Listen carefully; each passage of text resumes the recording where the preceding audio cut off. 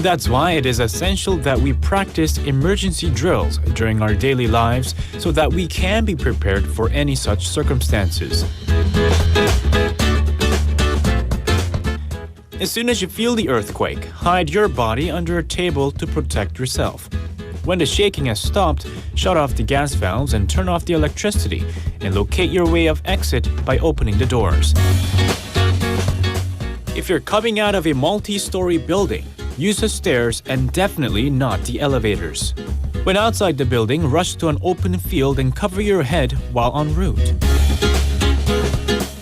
Finally, tune into a broadcasting channel and keep yourself updated on what's happening and what to do next.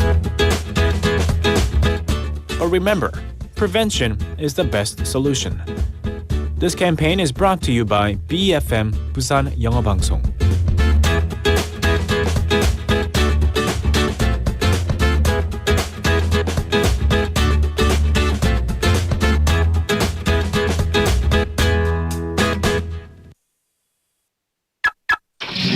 지역 경제가 힘차게 출발합니다. 기업들이 고객을 향해 더 빨리 가려면 방송 광고라는 엑셀을 밟으세요. 경제도 기업도 더 힘차게 달려가니까요. 방송 광고의 작은 힘, 경제의 큰 힘입니다. 부산 방송광고발전 협의회.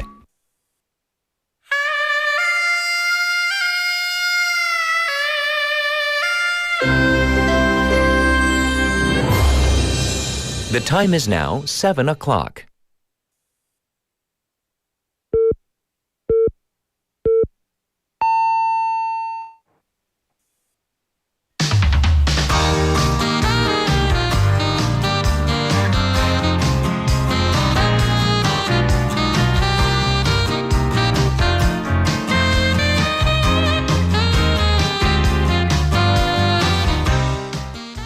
I'm going to begin with a question for all of you. How long can you concentrate when you read? I'll be honest. For English, my concentration is, well, I don't want to say limitless, but I can go on and on. And for Korean, it is shorter because I have to concentrate really, really hard to input, to kind of process what I'm reading and try to understand also. But what about the average teenager? Apparently, 30% of teens struggle to read for more than 10 minutes. That's according to a recent survey conducted by THURS. That's an educational research institute. So I thought about this. 10 minutes. Well, THURS said the results suggest that reduced attention spans could pose added burdens for students required to read and analyze those lengthy passages, right? On the Snoring, the College Scholastic Ability Test. Why? Well, you might already guess this, but the Institute attributed the phenomenon in part to the widespread consumption of short-form video content. So among the 3,500 high school students surveyed, about 80% admitted they tend to watch longer than they intended. So once again, what about you, the waivers out there? How long is your reading concentration? I'm Catherine. This is Morning Wave in Busan on Thursday, March 19th on BEFM, 부산 영어 방송.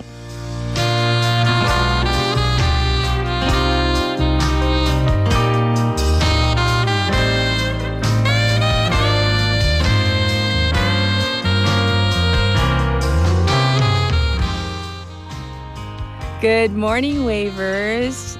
And by the way, that opening, it was not to chastise you or to make you feel guilty. But I'm really curious, how long is your reading concentration? Do you tend to read a page and then think to yourself, what did I just read? 다시 읽어야 되나? That's what I'm interested in. So it's just a side note. We have a separate text topic. Our main topic for this morning, I'm going to talk about something that was really devastating. Those monster wildfires that blazed through Gyeongbuk, burning through 99,000 hectares of forest across 5 cities and counties.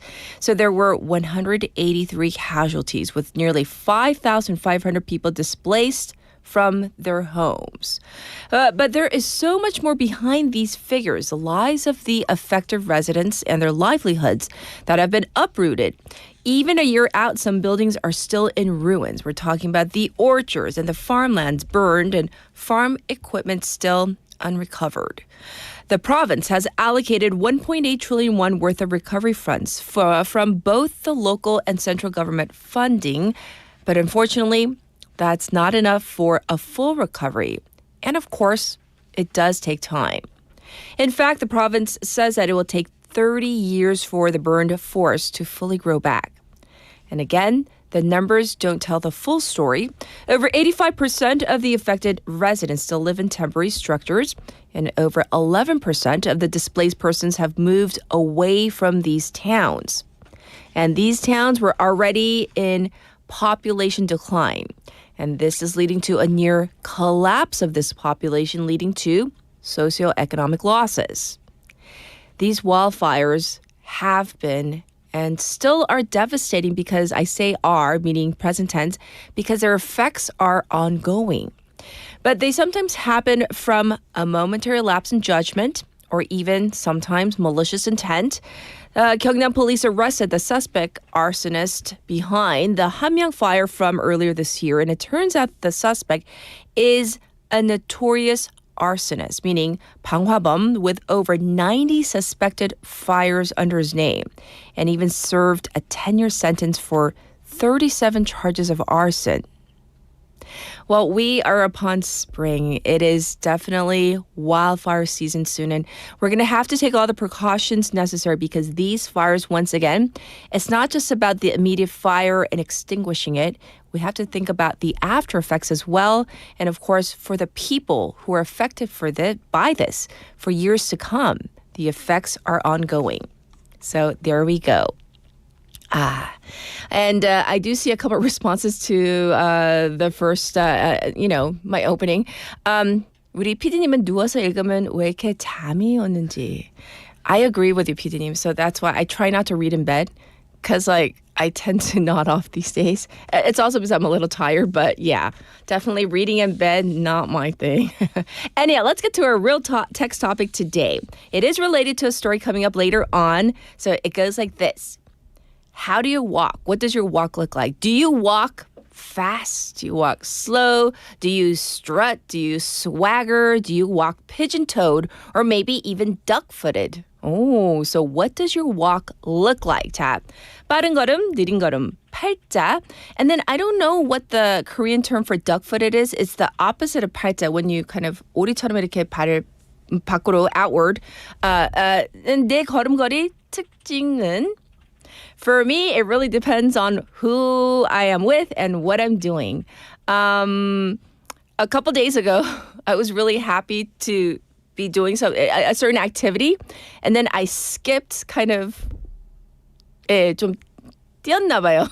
I hopped and skipped, and then my sister actually took footage of that because she's like, how old are you? Why are you doing this in public? And she took footage of it and then posted it to her family room. So it was a little embarrassing. So it really does depend. I don't even know what I walk like, what I strut like, but I want to hear from you. What does your walk look like? Send them into BFM's live chat on YouTube. Go to the YouTube platform and type in BEFM or Busan 영어 방송 to find our channel, subscribe, log in to chat with our other waivers. We have, of course, the traditional pound 90050 샵 9050. That's going to cost you 100 won. You can also reach me for free on Kakao Talk. So same thing there. You're going to find us first. So BEFM, Busan 영어 방송, add us as a friend, and then you can send in your messages, photos too. The ways you can tune into Morning Wave in Busan, you can turn on the radio, 90.5 or 103.3 FM. That's if you're in Busan. We are streaming live right now. Also, we're available on the BFM app and also the Papang app as well. So here's the lineup for today. We have Jian for now in Busan, Haley in hour number 1 for top stories, and then we have Wagga Wagga at tea time in hour number 2. Dr. Ryu Sang-hyo is coming in for Ask Dr. Ryu. In hour number 2, we have Michael for Cultural Interlude. And for today's special interview, we're going to be focusing on the U.S. Section 301, the 301 investigation on forced labor migrants. This actually targets 60 countries, but it does include South Korea. We want to know about, first of all, what exactly is this U.S. Section 301 probe and its impact on South Korea? That's coming up in hour number 2, and I'll be back with news overview.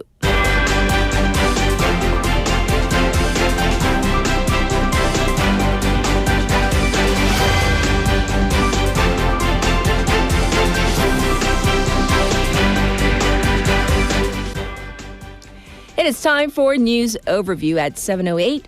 South Korea secures extra crude oil supply from UAE. Presidential Chief of Staff Kang Hoon-sik announced that the country has secured an additional 18 million barrels of crude oil from the United Arab Emirates, or UAE, and that the Gulf country has pledged to make supplying crude oil to South Korea its top priority.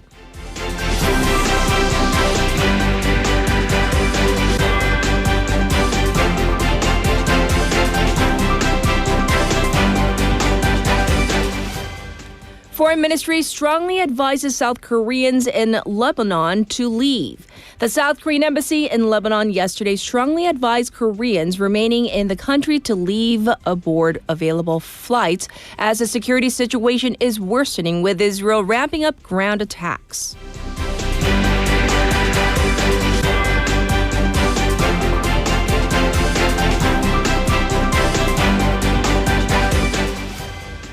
Financial authorities seek to ban duplicate stock listings. The Financial Services Commission, or FSC, will seek to ban duplicate listings of conglomerate subsidiaries to prevent losses to common investors and revamp the Kosdaq market.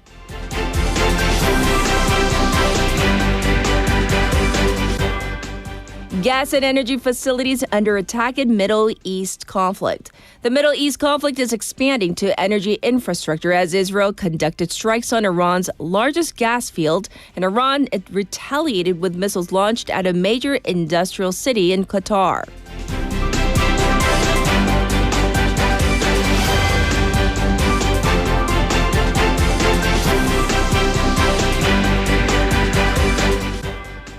U.S. Fed freezes interest rates. The U.S. Federal Reserve held its benchmark interest rate steady in the 3.5 to 3.75% range for the second consecutive time amid concerns over the ongoing Middle East conflict.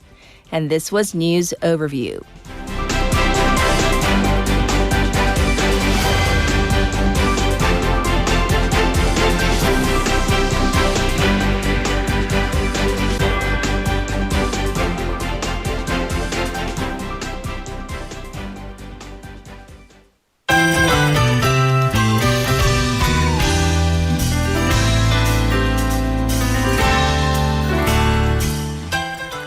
It's time for Now Busan. We have Jian in the studio. Let's welcome her. Good morning. Good morning. What day is it today? It's Thursday. Yay! Yay! We're almost there. It's my second favorite day. It's a second close to Friday. Mm-hmm. All right. So I want to know, have you thought about your gait, your walk? So how do you walk? I think it really depends on who you're walking with. Yeah, it does. I think I relatively walk a little faster with my dad or with my friends. I see. Talking all those gossips. Right. But with my mom or with my 할머니, I think I relatively have to walk a little slower. So you're such an accommodator, walking along, keeping pace. Parents, yes. Important. But what about if you're on your own? Do you tend to walk faster or slower? Still, I think I'm a relatively fast walker. Okay. I can see that, right? Okay. Well, thanks for sharing. We're going to begin with some major regional news. Busan, Ulsan, and Gyeongnam, Bulgyeong have officially launched a new task force. Tell us more. That's right. The Bulgyeong Economic Alliance headquarters has officially launched, aiming to turn the region into a key hub for future growth and innovation. With the organization now upgraded to a higher level headquarters and new dedicated divisions added, the three cities are making it easier to carry out policies and work together more effectively. So what concrete actions will this headquarters take? It will serve as a control tower to prevent overlapping investments and build joint industrial value chains across core sectors like shipbuilding, defense, and semiconductors. Officials note that while it's separate from administrative integration plans, the alliance could support support broader regional unification in the long term. Yes. So let's talk about any achievements attained thus far. Of course, since 2023, more than 50 cooperated projects have been carried out in infrastructure, industry, and tourism. The Busan, Yangsan, Ulsan Metropolitan Railway, the Kadokdo New Airport Rail Link, and expanded regional transit benefits were also very successful. The alliance is now focusing on creating a 1-hour living area, nurturing future growth industries so residents can actually feel the benefits. And that's most important, right? Yes. So thank you for relaying the latest. Let's talk about this now. Busan City is introducing a new welfare initiative aimed at a group often overlooked in the system. So Right. who are we talking about? The program is designed for people with borderline intellectual functioning. These are individuals whose cognitive abilities are a bit below average, so school and work can be more challenging, but they don't meet the legal criteria for intellectual disability. Because of this, many have been left out of existing education and welfare programs. Yes. Well, what support has the city provided so far? While more than 10 related bills are still pending in the National Assembly, the city has already shown its commitment by enacting the Ordinance on Supporting Individuals with Borderline Intellectual Functioning in Busan in 2023. This year, it also launched its first 5-year master plan to ensure that all citizens can lead healthy and happy lives without falling through institutional blind spots. I'm curious, so Jian, how many people are we talking about? And maybe also what kind of support is already in place? About 13.6% of the population falls into this group, actually. Busan has already provided diagnostic testing, career guidance, social skills programs, and work experience opportunities for children, teens, and young adults. I see. Well, thank you so much for giving us information on this. Moving on, Busan's maritime and fisheries sector is getting a boost from AI. So what's the new program about? The Ministry of Oceans and Fisheries is rolling out a project to rapidly commercialize AI-based products and services in the field, aiming to deliver tangible results within 1 to 2 years. Ooh, so how is this initiative structured? A total of 40 billion won will be invested over 2 years across a total of 20 projects. 5 projects will receive 2 billion won for 1 year, while 15 projects will get 1 billion won per year for 2 years. Participating companies must contribute at least 30% of the project costs. I see. So who can lead the projects? Only domestic companies developing products or services directly can be the main operator, while universities and research institutes may participate as partners. The Korea Institute of Marine Science and Technology Promotion will manage the entire process from project selection to evaluation and fund management. Applications open today, March 19th, for 30 days, with details available on the ministry's website. All right. And finally, a long-standing legal battle over zoo in Busan has been resolved. So what's the Yes. outcome? The lawsuit over the Park Zoo has finally wrapped up after 6 years, with the court reaching a settlement. Busan City will purchase nearly all zoo assets, including the animals, for about 47.8 billion won, excluding previously donated buildings. Right. Any conditions for this transfer, though? Yes, the deal covers resolving private land issues, clearing unpaid taxes, and returning rights to a public parking lot. Okay. After paying a down payment of 4.8 billion won by April 15th, the city will take over operations. Right. And the city, how are they going to be running the zoo? Busan plans to operate it directly as a public zoo focused on animal welfare. Around 7.5 billion won has been proposed in the supplementary budget for renovations, staffing, and operations. City officials said that now the dispute is over, they are committed to returning the zoo to the public and creating a space for future generations to enjoy. All right. So it seems like finally a Finally, resolution. yes. So thanks for going over all the local news. Take care, of course. We'll check in with you tomorrow. Thank you, Jian. See you tomorrow. And I'll be back with your traffic and weather.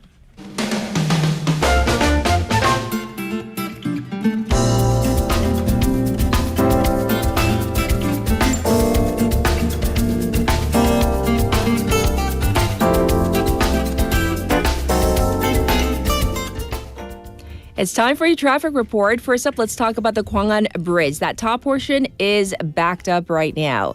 There's congestion on the Dongso overpass from Bomnekgo ramp to Kaegum. There is also some traffic on Gwanmun-dero from Bangeum Tunnel to Baekyang Tunnel. It's also slow on Mandok-dero from Sukdeung to Deokcheon intersection. Currently, it is 4 degrees Celsius here in Busan under clear skies. It's going to go up to 14 degrees Celsius. Across the nation, a cold morning with near or sub-zero temperatures. But the daytime high will go up to 16 degrees in some areas, so please be careful with that big temperature gap. And this was your traffic and weather.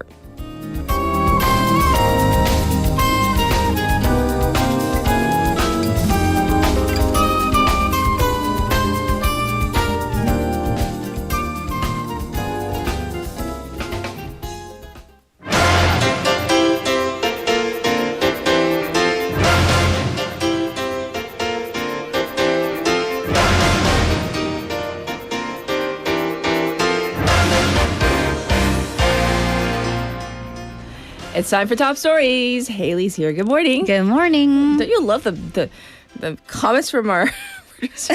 Like off air? She always said, says "Why are something you funny." in your PJs?"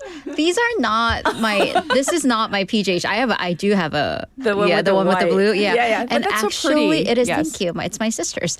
She gave it to me. I was walking in the Samyeon, like the underground market.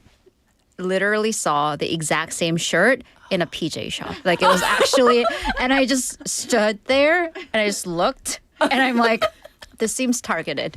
I know it's not, but it just seems very personal. No, the thing is, she always makes comments right before she turns the mic up, and so we have to do like. And I'm like, 표정 and 달리고, my what are we mouth supposed is to like, do? and she's like, we're gonna turn the camera on. I'm like, After that comment, okay.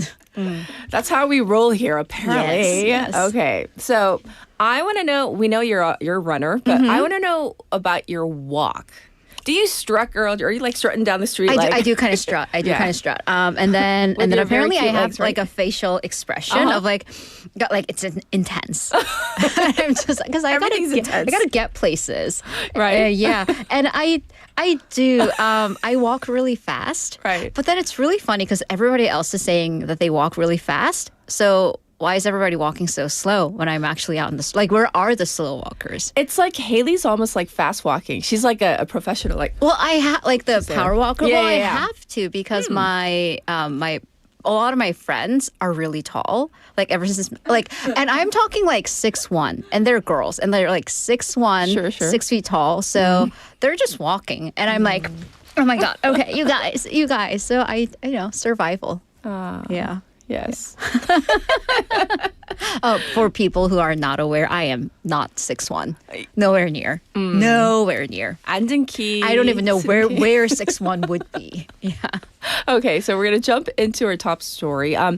It's about job numbers we have now for the month of February. Please, is it good news? And not so good news, It's but a we mixed have a mixed bag. But Okay. of course, isn't it always? So the rate of increase for newly employed persons recovered to 200,000 levels after 3 months.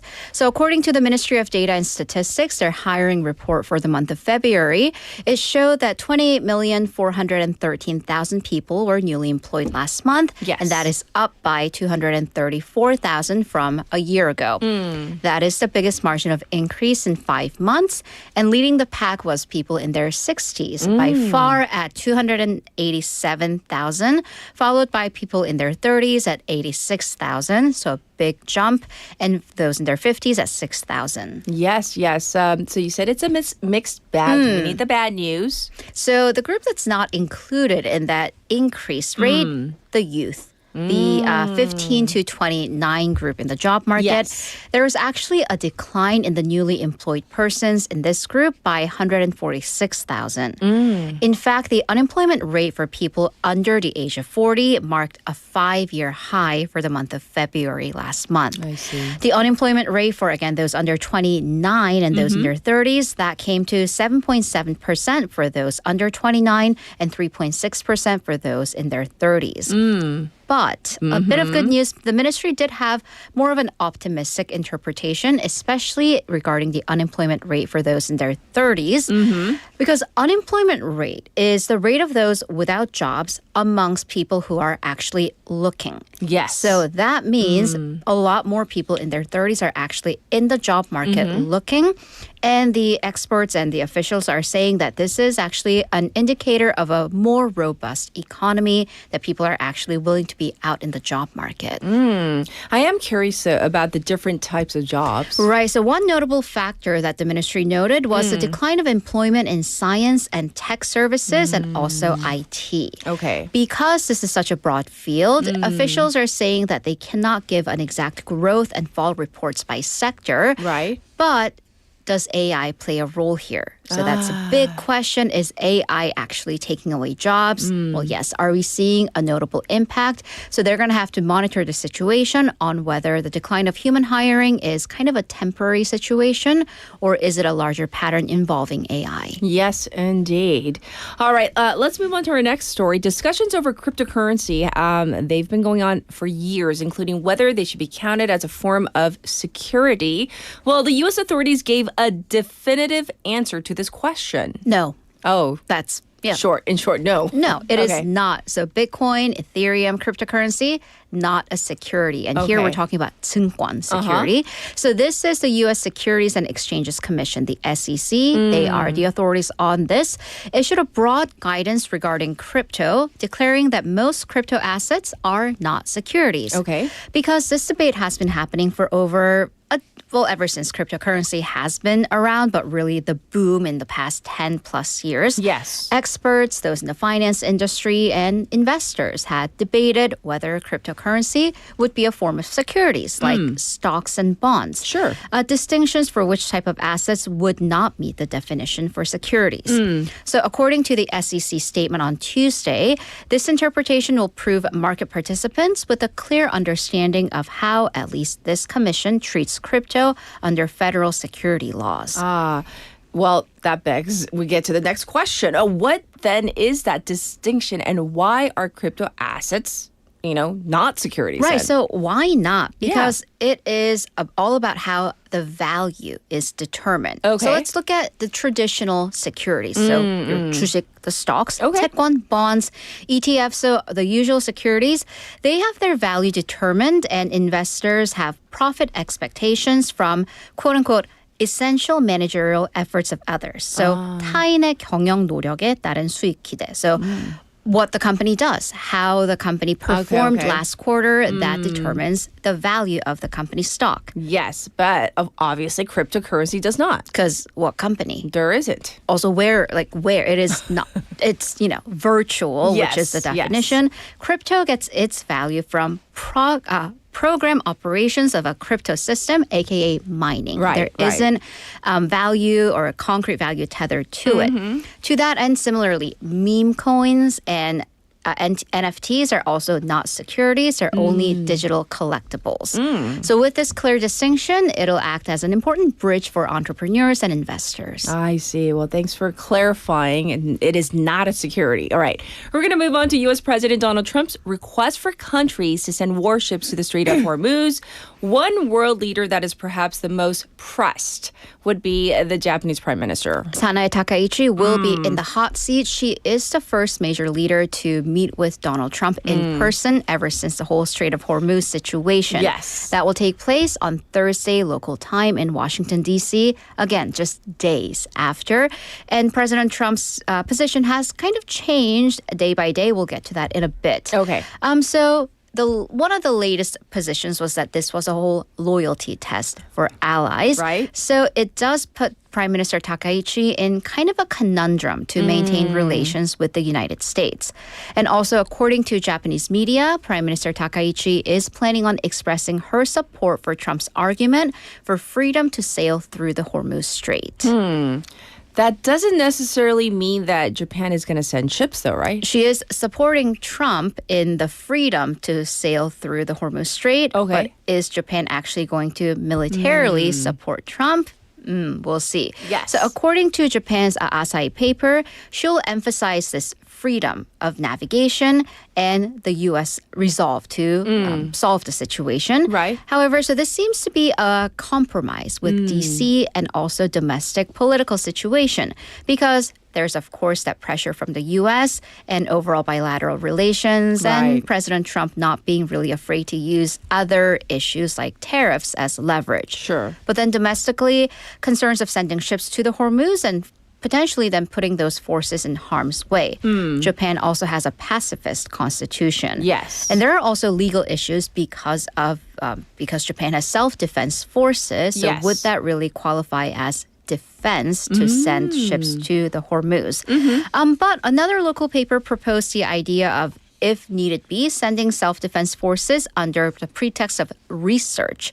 And that's actually what her political mentor, Shinzo Abe, did back in 2020. Right. And as all of this is going on, what's the latest from the Middle East? Right, so let's get to the war front. Israel seems that it has killed another top Iranian security official. So Okay. yesterday reported on the death of the national security chief, Ali Larijani, and also the commander of the paramilitary forces. But the third leader to be killed, Intelligence Minister Ismaili Hatib. And Supreme Leader Mustafa Khamenei said that Israel will pay for this. Yes, and as I just said just a few minutes ago, the conflict seems to be expanding to energy infrastructure, right? Right. So Israel has conducted strikes on Iran's largest gas field called South Pars. Iran then quickly named a series of energy complexes across Saudi Arabia, Qatar, and the UAE. And just hours later, sent 5 missiles to Qatar's Ras Laffan industrial site, which has a major oil refinery and causing extensive damage there. Yes, yes. So we need to kind of emphasize why this is a major moment in the war. Because that has, risks of affecting all of us. All countries involved have more or less avoided striking each other's energy infrastructure, Yes. oil and gas sectors, because that could have catastrophic impacts on global oil prices. Right. So, for example, earlier this week, attacks on Kharg Island, the U.S. did avoid energy infrastructures there. Right. So these attacks mark the first such attacks on fossil fuel production since this war began. On top of this, the Strait of Hormuz is still more or less closed. Right. So this combined sent global oil prices escalating. The Brent crude surpassed $110 per barrel during trading hours. It did come back down to under 110, but still. So let's go back to the whole Hormuz issue. What is President Trump's latest stance on the strait? Right. So President Trump has floated the idea of shifting responsibility for securing the strait to countries that use the waterway, saying that this would then put some non-responsive allies, quote, in gear. This was via his social media where he said, I wonder what would happen if we finished off what's left of the Iranian terror strait and that countries that use the strait, because the U.S. doesn't apparently, to be responsible for the strait. Yes. Again, this comes just a day after when he said the U.S. doesn't need assistance from NATO allies, South Korea, Japan, and Australia to reopen the strait. Well, while we've been really focused on the situation in Iran, Cuba has been garnering attention as the U.S.'s next target. Right, because if you are keeping count, U.S. President Donald Trump, or the U.S., along with Israel, has so far taken out 2 world leaders. One, the physical abduction of Nicolas Maduro from Venezuela. Right. The other, the actual assassination of the late Supreme Leader, Ayatollah Ali Khamenei. Of course, that direct strike was done by Israel. That's within the first 3 months of the year. Yes. So what's next? Well, President Trump on Monday local time said that he will have the, quote, honor of taking over Cuba. So he was speaking to reporters from the Oval Office. He stated that he would not rule out a military move, saying that he thinks he can do anything he wants with Cuba. Well, the island is currently undergoing a crisis. So what's happening in Cuba right now? Right. So Cuba is one of U.S.'s nearest neighbors, just 90 miles or 145 kilometers away from the coast of Florida. Right. Cuba has been undergoing an energy crisis. Earlier this week, it had a major blackout, or not just a major, just the energy grid was off. It is back on, but that affected 11 million people. Oh. But it is actually connected to Venezuela, because Venezuela used to be Cuba's biggest oil supplier. Oh, okay. But Venezuelan oil is effectively under U.S. control. and the U.S. has imposed an oil blockade. Okay. So experts warned that the country would only have fuel reserves to last until mid-March. It is mid-March. Yes. And this has also affected Cuba's tourism industry. That is one of their biggest industries because airplanes physically cannot refuel in Havana. So some airlines have even suspended operations. Yes. So I'm curious, what might Trump or maybe the U.S.'s objective be in Cuba? Right. So one, the communist regime's downfall and democratization, and Cubans have been protesting against the government. Trump is trying to pressure Cuba's President Manuel Diaz-Canel into an agreement with the U.S., although we don't know what that agreement entails. There are apparently talks going on. But this is also a topic that is very near and dear to many U.S. politicians and lawmakers, namely Secretary of State Marco Rubio, formerly Florida Senator and second-generation Cuban-American. Right. Well, thank you for explaining what's happening there, plus all the top stories. And we'll check in with you in hour number 2. Thank you, Haley. See you in a bit. Now it is time for a song break. So here it is, Drunk in the Morning by Lucas Graham.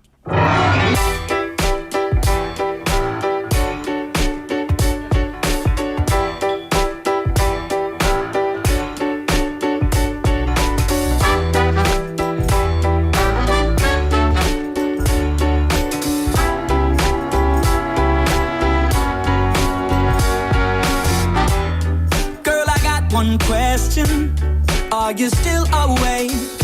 Are waking up for me to see you, see you? Please just listen. Yes, I know it's late, but better late than never. I know it's 5 in the morning, not sure who I'm calling. You haven't heard from me in some time. Girl, I hope you want me. When you hear me talking, you know I've been out, and is it okay I stop by? When I'm drunk in the morning, I'm calling you. You might be lonely, lonely. When I'm drunk in the morning, I'm calling you. You might be lonely, lonely.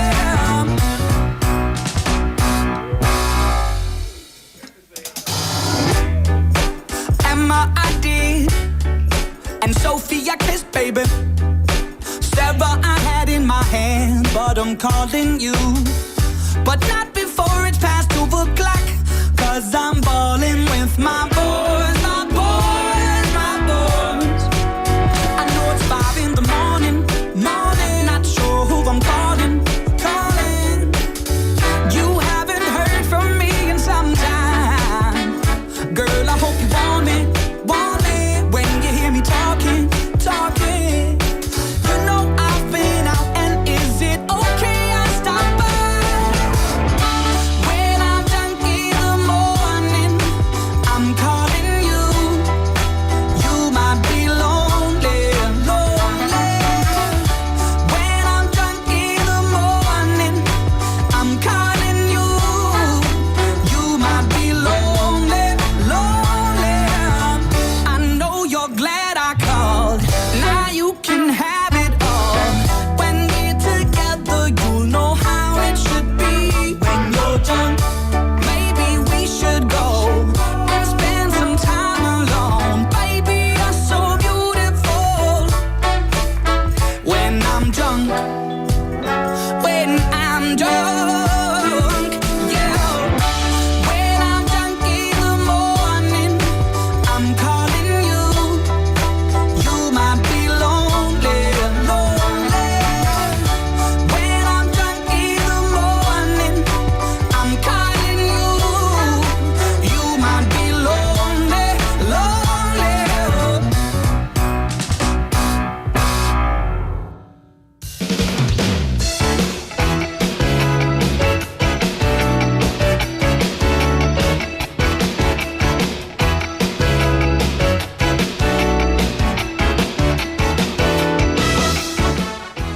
It is time for Ask Dr. You, who, by the way, always looks so lovely. checking on the hair. I love it. I love it. How are you? I'm doing great because Yes. I'm totally back on my track because a few weeks back I had a flu. Yeah. And it did me in, but I got over it. Oh, well, it's great to see you. You're always smiling, so it's like sometimes we know you're feeling a little under the weather, but you're like always like, pushing through. So we really appreciate it, even it's while my you were pleasure. sick. All So- this in studio it rejuvenates me. It's the kind of Aw, so sweet. my energy source. One of those sources. Oh, no. You are definitely our battery. Hey, our text topic today is about your gait, your walk. Do you strut? How do you walk, Dr. Liu? I used to walk really fast, but I tend to these days I walk slowly because as I'm getting older, I think my gait is getting slower. But here's the fascinating thing: it's just everyone has unique fingerprints and unique voice. Yes. Everybody has their own unique gait. Oh. So these gait changes over time. So what's more interesting is that these changes in the way you walk can be used as assessing the predicting neurodegenerative disorders like Parkinson's and some of the Alzheimer's. So we call it gait analysis. There's a gait analysis platform. There's a special walkway that measures how you walk, and that it records the things that the pressure distribution, the sequence of contact that capture, and also video capturing of your gait patterns, and we can predict this person is about to have Alzheimer's or Parkinson's, something like that. Right. And Professor Park Jin-se at Haeundae University is one of the world's leading experts on this. Oh, really? Interesting. Okay. Maybe we can get an offer interview. No, that's so interesting. Fascinating. Thank you for giving us that great information. Yeah. Now we know. All right. So we're gonna. You said your gait has changed over the years, but today we have a completely different topic. Different right? one. What are we talking about today? I'm going to talk about sleep divorce. Sleep divorce. Oh, sleep divorce. Sleep yes, divorce. Yes. Oh. It's actually it's a sleep not sleep divorce. It's sleep apnea and snoring. This topic might be a little familiar to many couples right now because some people say that I can't stop sleep next to my husband or wife because he or she snores a lot. Yes. So, this is a real issue. Yeah. My sister literally told me like 2 nights ago, her husband was snoring so much. My brother-in-law, she threw a pillow at him. Because she kept on saying, honey, roll over or go to your side. And then he did, but he would go back, sleeping on his back, and he was snoring really, really loudly because he was extra tired. So she threw a pillow at him. And then the next day he was a little bit like, like a little 삐졌어. Because the pillow hit him, right? 조금 삐졌어. 제부 안 듣고 있죠. That's right. Right. Many of our waivers might relate to this situation. So there's a survey that's showing that about 70% of Koreans experience some form of sleep problem. Oh, 70. And also, interestingly, when people are asked what the most important health factor is, sleep ranked higher than diet and exercise. So people really, really are interested in their sleep. They think it's important. That's right. Okay. But in reality, it is quite different. Only about 3 out of 10 people say that they are satisfied with their sleep quality. Okay. And I am one of them, actually. Oh, really? Yes. I used to see really, really like a sleep queen. But as I get older, sometimes I resort to some sleeping pills sometimes. But anyhow, as a neurologist, I know how important our sleep is. I cannot more emphasis on the importance of sleep quality. Yes.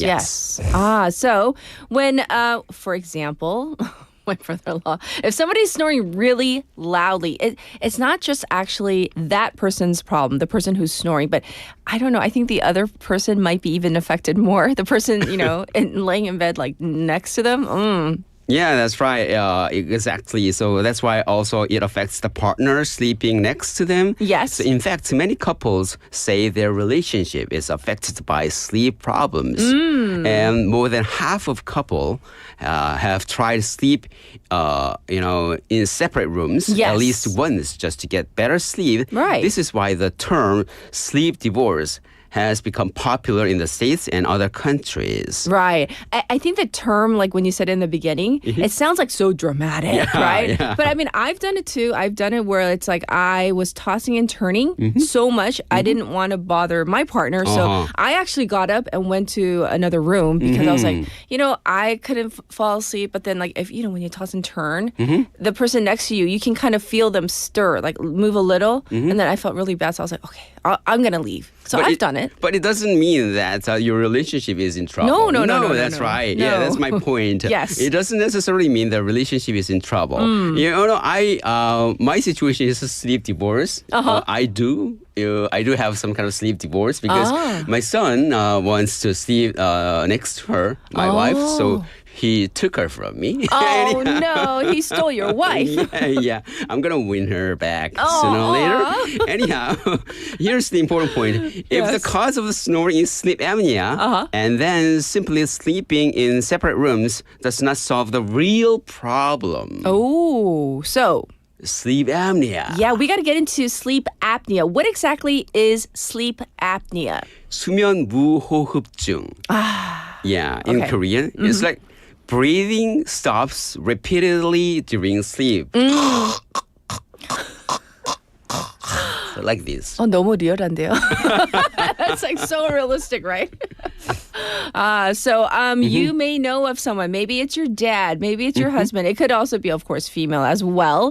So what exactly is happening? Because it sounds like you're almost like you stopped breathing or your airway was blocked or something. Yeah, our airway is blocked. And then our brain senses this kind of airway blockage. Yes. And brain sends signal to our breathing center. You gotta breathe. And then our body is waken up during sleep, but we don't realize that. But we have very poor quality sleep. That's why the next morning you might feel really groggy, morning headaches, Yes. and then you might have difficulty concentrating.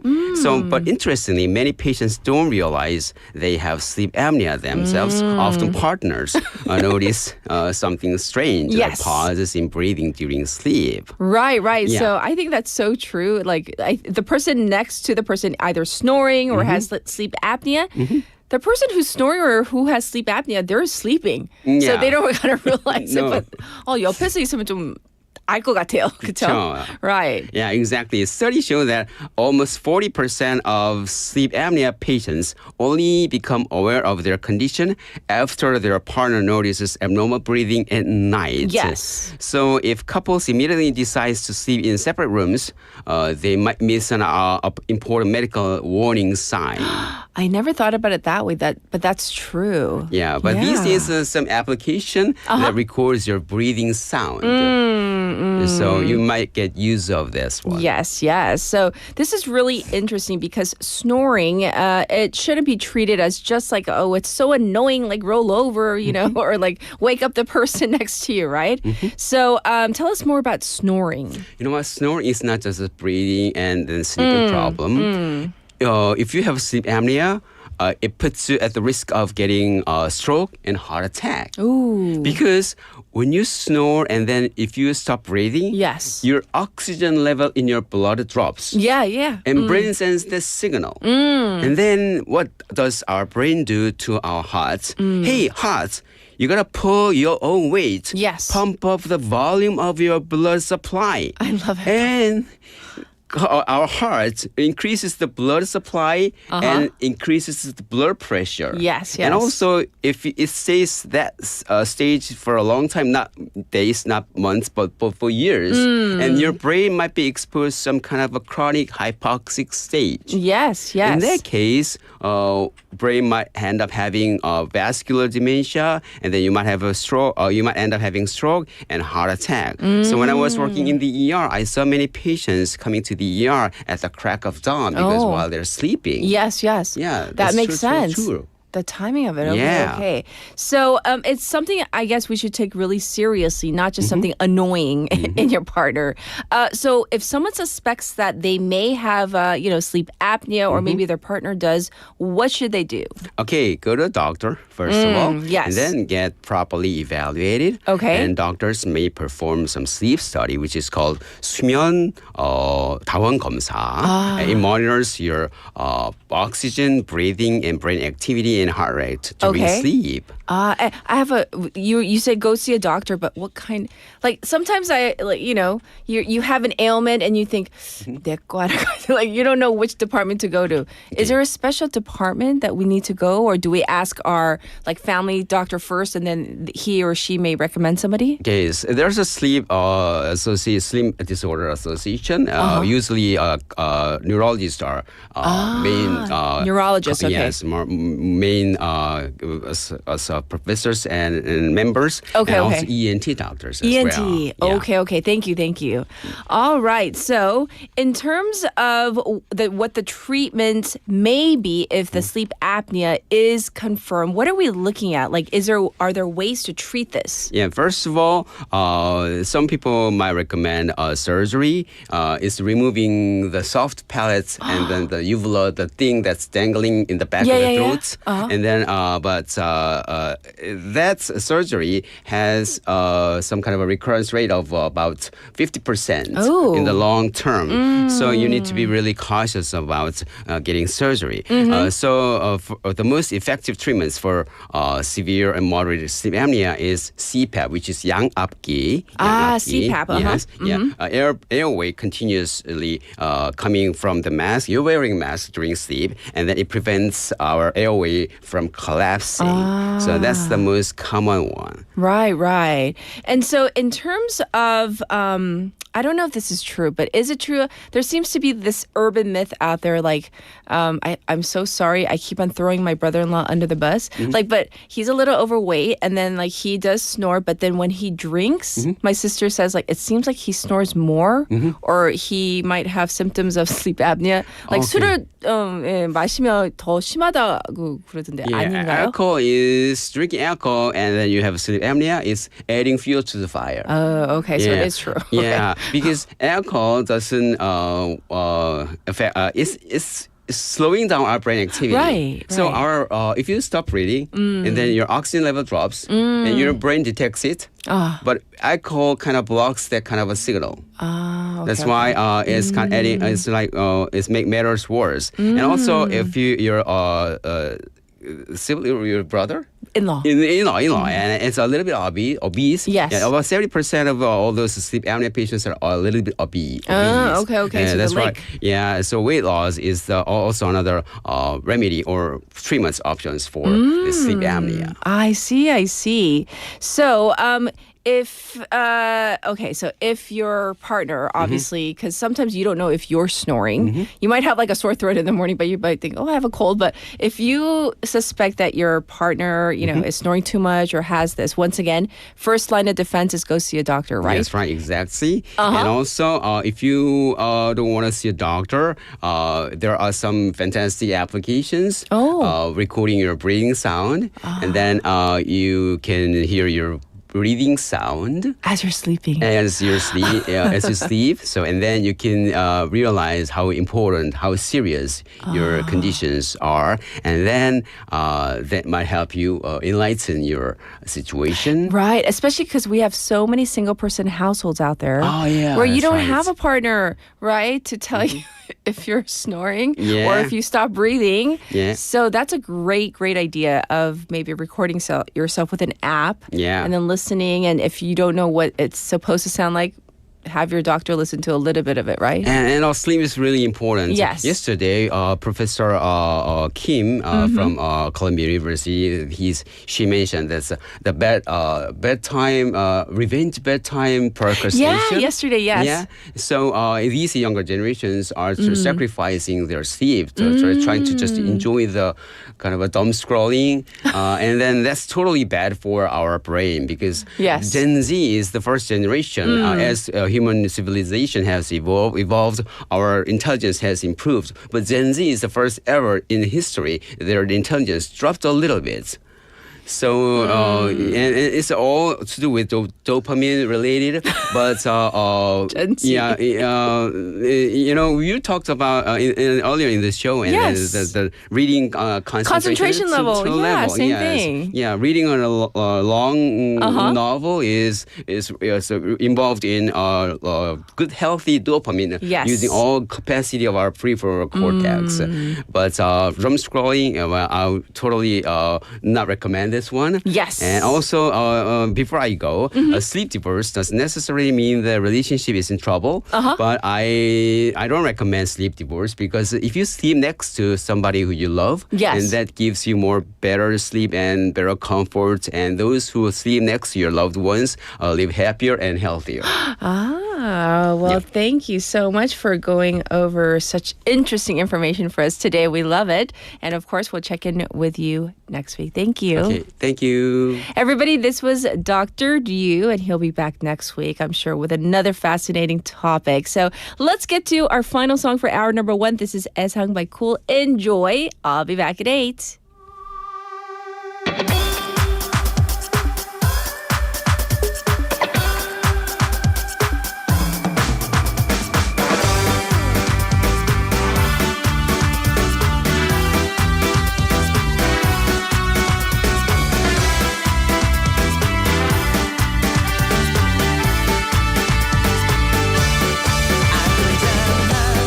너를 이토록 사랑하며 기다린 나를 뭐가 그리 바쁜지 너무 보기 힘들어 넌 도대체 뭐하고 다니니 이유는 묻지마 그냥 믿고 기다려주겠니 내게도 사랑을 위한 시간이 필요해 널 받아들일 수 있게 무릎이 하는 거니 빗비쳐도 아무 소식 없는 너 싫으면 그냥 싫다고 솔직하게 말해봐 말리지마 내 이런 사랑이 너만 보면 미칠 것 같은 이 맘을 누가 알겠어 웨딩드레스 입은 네 곁에 다른 사람이 난 두려워 나보다 더 멋진 그런 남자 네가 만날까 아니야 그렇지 않아 정말로 하는 거야 속눈썹 치고 한번 믿어봐 내 눈에는 너무 특별한 자랑스레지 보여줬지 그 친구 내게 미안하다며 그냥 얘기 싸그리 다 했지 그냥 만나봐라 난 창피해 내 친구 말도 여러 명이 하는 말도 안돼 믿을 수 없어 혹시 쌍둥이 영희 너를 보았지 다른 남자 품 안에 너를 한 번도 볼 수 없었던 너무 행복한 미소 내 사랑은 무너져 버렸어 변명이 아니라 그 남자는 나와 상관없어 잠시 날 어지러워서 기댄 것뿐이야 날 오해하지 말아줘 나 역시 많은 여자들 만났다가 헤어져도 봤지만 한꺼번에 많은 여자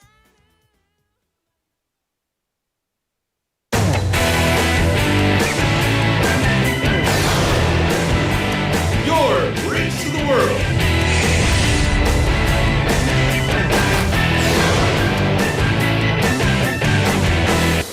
BEFM Busan 영어 방송. 인생 맞춰.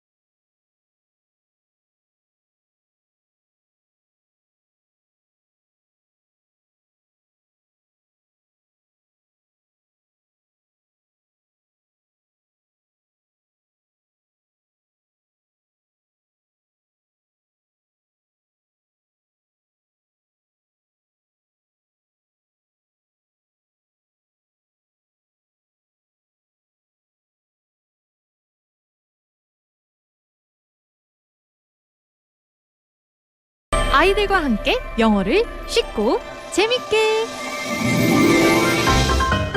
BEFM Kids 채널 특집 공개 방송 BEFM Kids 영어랑 놀자. Play with English. Hello, I'm DJ 윤지. 글로벌 다디 샘 해밍턴과 윌 벤더스, 영어 교육가 이보영, 그리고 귀염둥이 부기까지 총출동합니다. 선물이 팡팡, 영어 퀴즈, 신나는 싱얼롱 타임까지 절대 놓치면 안 되겠죠? 영어가 더 재밌어지는 시간 3월 28일 토요일 오후 2시 영도 국립해양박물관 1층 로비에서 만나요.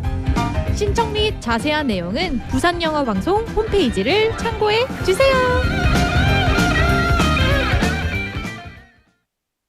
지금 방송 광고라는 부메랑을 던져보세요. 소비자를 향해 정확히 날아가는 광고, 힘차게 돌아가는 경제. 부메랑처럼 다시 기업의 이익으로 되돌아오니까요. 방송 광고, 경제에 큰 힘이 됩니다. 부산 방송광고발전협의회.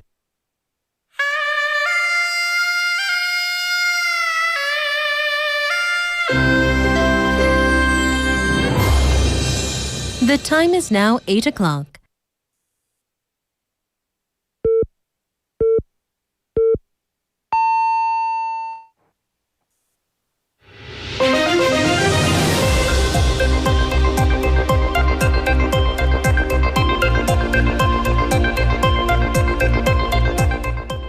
It's now 8 o'clock. Welcome back, everybody. This is Spotlight News. South Korea secures extra crude oil supply from UAE. Presidential Chief of Staff Kang Hoon-sik announced that the country has secured an additional 18 million barrels of crude oil from the United Arab Emirates, or UAE, and that the Gulf country has pledged to make supplying crude oil to South Korea its top priority. This comes on top of the 6 million barrels secured earlier, with the total amount coming to 24 million barrels, according to Kang. In the meantime, the Ministry of Trade, Industry, and Resources has raised the alert for crude oil to level 2, reflecting the increased likelihood of a prolonged Middle East situation driving up global oil prices.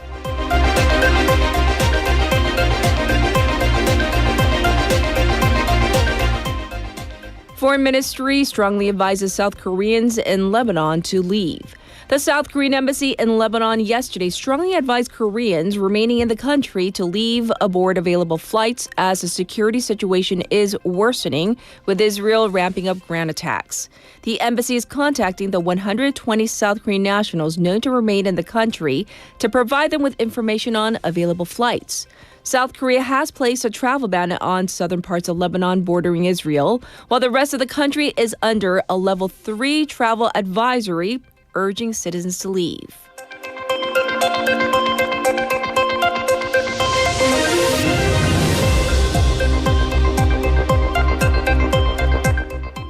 Financial authorities seek to ban duplicate stock listings.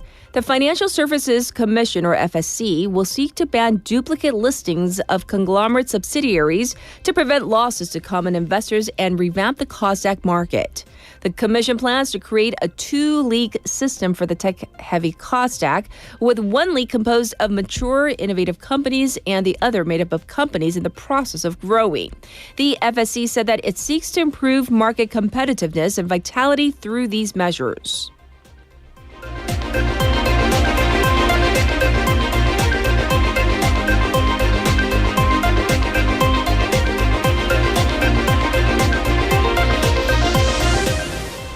Gas and energy facilities under attack in Middle East conflict.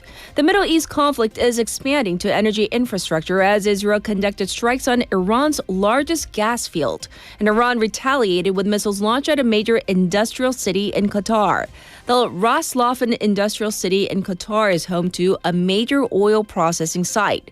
Qatar has denounced Iran and expelled 2 Iranian diplomats and their staff over the attack. The attack against the heart of Iran's gas infrastructure marks a key escalation in U.S. and Israeli military operations.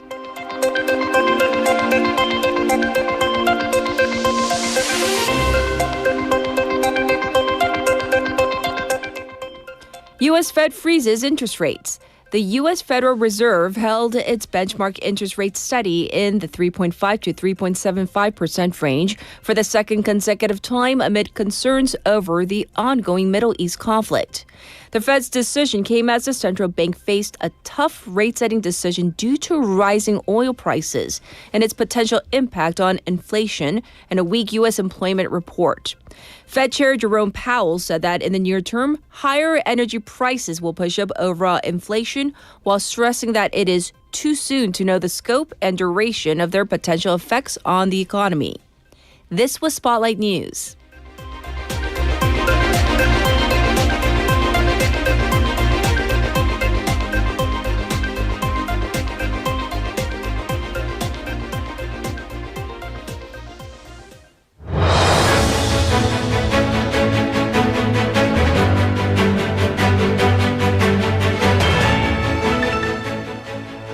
It's now time for special interview waivers. Last week, the U.S. Trade Representative announced a Section 301 investigation on forced labor imports targeting 60 countries, including South Korea, China, the EU, Japan, and the UK. The South Korean government said it will consult closely with Washington to protect trade benefits and ensure Korea is treated no less favorably than other major partners. Previously, Korea faced 15% reciprocal duties, which were replaced last month by a 10% global tariff.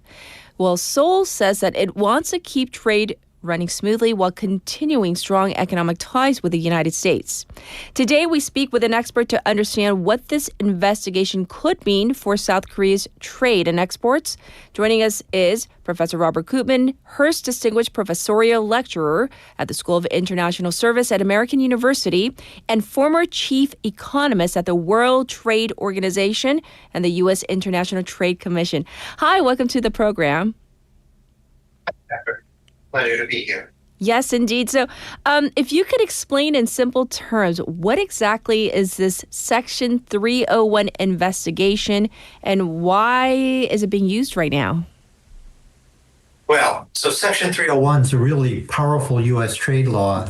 It gives the government the authority to investigate and penalize foreign practices it considers unfair to American industry, without going through a slow WTO dispute settlement process. And the Trump administration's been using it pretty aggressively because it's fast, unilateral, and creates immediate leverage over trading partners before any tariff is actually imposed. This current round, launched just days ago, is targeting 60 plus countries and is pretty unprecedented in its scale. Yes. And so in terms of this, of course, countries on this list not happy right now. Last week, the U.S. apparently launched this Section 301 probe on forced labor imports, which, by the way, sounds quite terrible, including our country, South Korea. So simply put, why was South Korea included and what does this actually mean? Well, so Koreans' inclusion might surprise your listeners because South Korea has comparatively strong labor governance standards, right? Right. So it's important to distinguish between two different concerns that the investigation is bundling here. Korea does have direct forced labor issues on its own. And I think the most documented is distant water fishing fleet. So Korean flagged vessels operate with crews from Southeast Asia and elsewhere, and there's wage withholding, physical confinement, multi-year involuntary contracts that have been credibly documented by human rights organizations, and the State Department, U.S. State Department's noticed this, right? So that's a real and serious potential forced labor problem. That's Korea's. I'm going to get to the big thing here in a minute because Korea is not the big thing. There's also some structural issues around Korea's employment permit system. But really what's going on here is the core concern is Korea is deeply integrated with Chinese manufacturing in electronics, batteries, solar components, advanced manufacturing broadly. And in the U.S., there's something called the Uyghur Forced Labor Prevention Act, which was passed in 2022. Right. And it created a legal presumption that any goods with Xinjiang origin inputs are produced with forced labor. So the USTR investigation is essentially asking, are goods with problematic Chinese origins being processed through Korean supply chains and arriving in the US with Korean certificates of origin? So Korea is named not primarily because of what Korean companies do in Korea, although that could, again, surface as a secondary issue. Sure. But really because of what flows through Korean supply chains from China. Oh, wow. Thanks for schooling us so we have a better idea of what this actually entails. Well, in terms of what we see right now, there are, I guess, 2 Section 301 investigations, one on overcapacity in manufacturing and another one on the forced labor imports, which you did already go over. So tell us about the overcapacity in manufacturing. What does that mean? Okay, so this is another Section 301 investigation. Okay. And it basically, the overcapacity probe basically is arguing that a government is subsidizing overproduction. So there's some sort of industrial policies that are incentivizing domestic firms, in this case Korean firms, to overproduce. Again, the main target here is China. Okay, but the U.S. often, as a source of final demand in the global market, is often absorbing excess capacity at what it would argue is artificially low prices because of those subsidies. So the forced labor probe says coerced labor is finding its way into goods reaching the U.S. through your supply chains. For Korea, it's things like steel and shipbuilding have overcapacity that I've been subject to Korean industrial policies, and that neither of these rise to the level of the focus on China. Right. But Korea is essentially captured in both for its own actions, but also indirectly through these supply chain relationships. So that takes us to our next question. What could happen to Korean trade and exports if the U.S. applies new tariffs under this Section 301 investigation on top of the current 10% global tariff? What are your thoughts? Well, I think the stakes are pretty significant. Korea exports roughly $130 billion annually to the U.S., largely semiconductors, automobiles, and machinery. And if the Section 301 tariffs are layered on top of this 10% universal tariff, Korea could be looking at total duties of 25 to 35% or more on certain goods. And at that level, it's likely that Korean steel and Korean electric vehicles face a serious competitive hit. Hyundai and Kia, which have worked hard, by the way, to build U.S. market share, would be especially exposed in autumns. And for semiconductors, I think the picture is a bit more nuanced. Samsung and SK Hynix have major U.S. manufacturing investments, partly in response to the U.S. CHIPS Act under the Biden administration. And what Washington actively wants to encourage that kind of thing. Even Donald Trump wants to encourage that foreign direct investment. But that creates this tension between the investigation itself. The U.S. can't simultaneously pressure Korea on overcapacity and depend on Korean chip makers to help rebuild American semiconductor supply chains. So I think carve-outs, particularly in semiconductors, are pretty plausible. Yes. So, but there's another dimension to this, and that's even if the tariffs aren't applied, just the fact that there's an investigation creates a lot of uncertainty, and businesses really dislike uncertainty, and they'll try to adjust their supply chains to try to mitigate that uncertainty.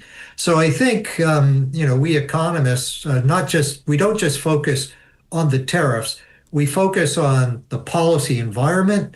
Does that aggravate uncertainty? Does it cause complications for business in their operations?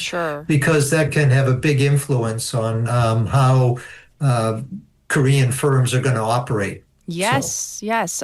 So in terms of if, you're a target of a 301 investigation, and obviously South Korea is, what can a country do to respond to such, investigation?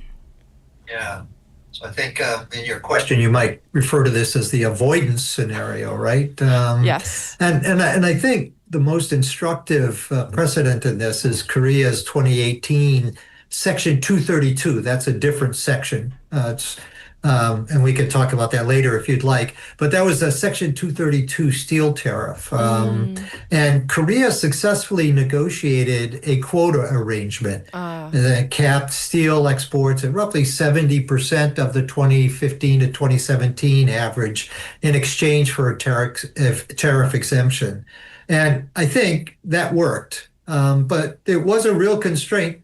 Korean firms wanted to export more than that 70%. But I do think a similar negotiated outcome is pretty plausible here. Korea offering enhanced supply chain transparency commitments of forced labor and credible overcapacity reduction commitments could give the U.S. a face-saving concession it needs to offer exemptions. Yes, yes. So in terms of our final question for you today, how do you see this playing out? I mean, with your vast experience as the former chief economist at the World Trade Organization, and of course, I'm sure hours of research and discussions with your colleagues, how do you maybe see this playing out? Do you think that it'll be like in 2018 where there's a bit of negotiation, or do you think that this is going to go much further than that?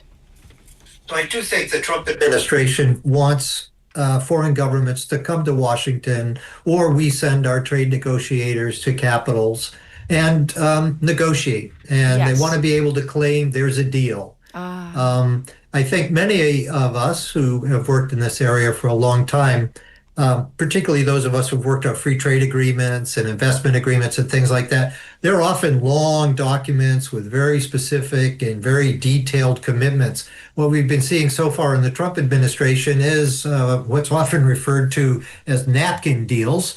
They're sort of written down, broad with, big ambition, this much in investment over the next 5 years. And,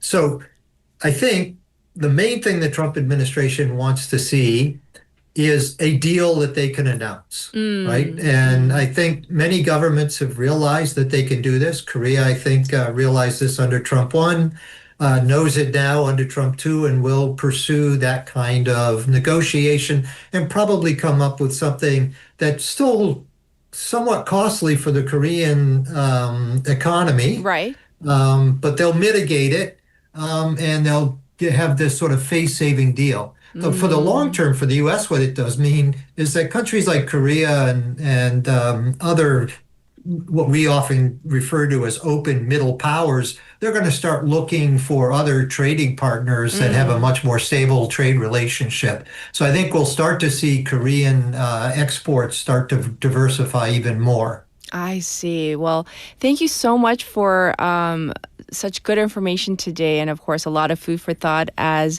our listeners and viewers learn more about this U.S. Section 301 probe. Thanks for joining us today. We appreciate it. Thank you. Have a great one. Okay, once again, this was Robert Kubin, and we talked about, this sounds quite serious, this U.S. Section 301 probe, and of course, the impact that it may have on South Korea. So we're going to have to wait and see whether there are negotiations. I'm sure there are going to be, and whether this will be, a coup, another win for the Trump administration. We'll keep an eye on this one. This was your special interview. I'll be back with your updated traffic and weather. Good morning. Good morning. 굿모닝입니다. Good morning. 좋은 아침입니다.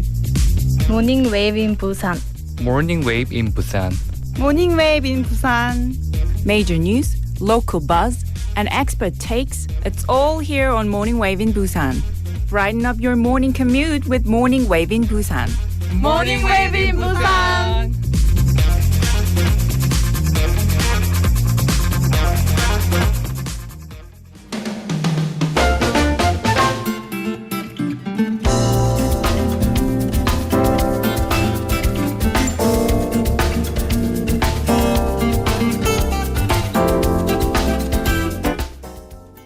It's time for your updated traffic. There are a couple of accidents to cover. First up, on Chungyeol-daedo from Mandak Tunnel number 2 to Minam intersection, a car ran into the median right past the tunnel. So as you can imagine, that is causing backup. Also, another accident on Byeonglo going away from the city by the old Pannyo toll gate. It is congested on Gaya-daedo from Daejeong Station to Jure intersection. It's also slow on Yeonsuro from Suyong to Mangmi intersection. Currently, it's 7 degrees here in Busan. Clear skies, it's going to go up to 14 degrees Celsius. Across the nation, it's pretty cold with near or sub-zero temperatures, but the daytime high will go up to 16 degrees in some areas. So you need to take care of your health with these big temperature gaps. This was your traffic and weather.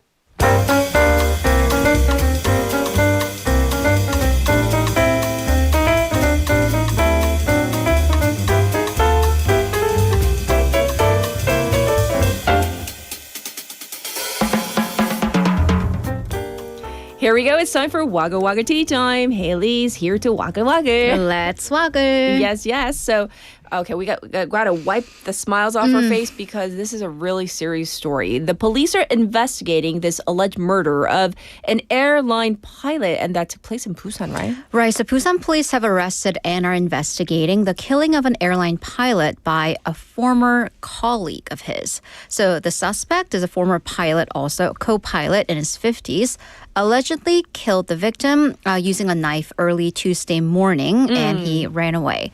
Actually, let's go back and go through the timeline. Prior to the alleged murder, he, on Monday, allegedly strangled and tried to kill another pilot in Goyang, Gyeonggi province. That was Monday. Tuesday was when the actual alleged murder of a second pilot happened here in Busan. Yes. And then he ran away, but he was on his way to Changwon City, to the home of a third former co-worker. But this person already had police protection, so he couldn't approach this co-worker, and was finally caught by the police in Ulsan and arrested. Wow. So do we know the motive behind these crimes? Right. So there's a clear pattern to the Right. victim. So when he was getting taken into police custody, he was asked by reporters, and the suspect responded that he had planned these alleged murders or attempted murder for the past 3 years. And when asked, he said, quote, because his life was ruined by what he claimed was the unfair establishment forces of the Air Force Academy, and that he intended to kill 4 people. So this alludes to some workplace conflicts that were happening. Right. He apparently quit the airline about 2 years ago when he was working as a co-pilot, and he, according to reports, had some conflicts at the workplace with the victims. Oh, goodness. But there was also a bit of criticism of the police as they were trying to apprehend the suspect. Because, again, the suspect was able to get from Gyeonggi to all the way here in Busan after an attempted murder attempt. So there was a lapse in the police apparently tracking down the suspect's whereabouts between these two areas. Okay. So according to Gyeonggi Bukbu police, they first received a 112 call from the first victim in Goyang. They immediately dispatched police forces but lost the suspect. Well, the police explained that when the victim was interviewed by the police, Right. and the police asked, do you know anyone, do you have suspicions about who might want to hurt you? The victim said, I had no idea. So he couldn't point to a potential suspect. It was only when the victim was going through the CCTV footage with the police, he recognized the attacker. The suspect had also turned off his cell phone, so there was no way to track him via cell phone data. I see. It's such a tragic story. And of course, we'll bring you updates as they come along.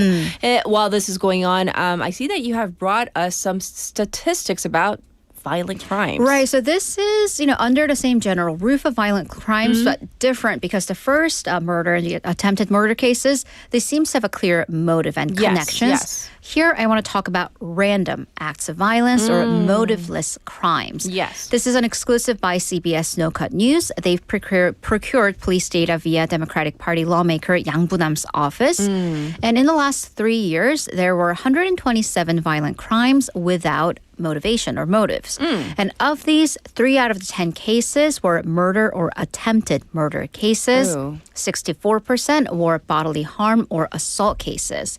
In terms of perpetrators, 75.6% were men and 24.4% women. So let's get into the logistics. What exactly are these motiveless crimes? Right. So colloquially in Korea, we call them 묻지마 범죄, so like the don't ask. Right. And the technical term is 이상동기 범죄.